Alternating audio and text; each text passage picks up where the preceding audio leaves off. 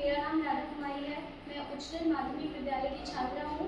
आज मैं और मेरे सहपाठी ने मिलकर विकसित भारत बिल्डथॉन 2025 के अंतर्गत ये परियोजना कार्य किया है, जिसके अंतर्गत हम दर्शाना चाहते हैं कि हमारा देश विकसित है तो किन किन क्षेत्रों में विकसित है। पहला हमारा है आत्मनिर्भर भारत। जैसा कि हम सभी जानते हैं कि मिसाइल के मामलों में हमारा देश आत्मनिर्भर है।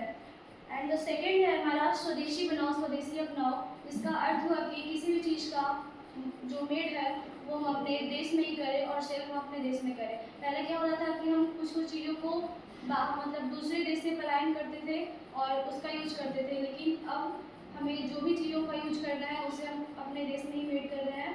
एंड द नेक्स्ट है ग्लोबल फूड वोकल। कुछ चीज़ें ऐसी हैं हमारे देश में जो कि हमारे आम क्षेत्र में तो बहुत ज़्यादा फेमस है, बट वो ऊंचे स्तर पे फेमस नहीं हो पा रहा है, जिससे हमें करना है।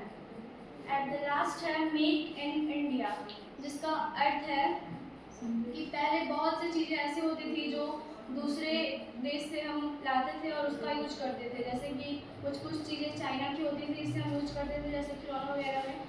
तो उसका यूज हम अपने देश में ही करेंगे और उसको खुद से ही बनाएंगे और अपने इकोनॉमी को डेवलप करेंगे। धन्यवाद।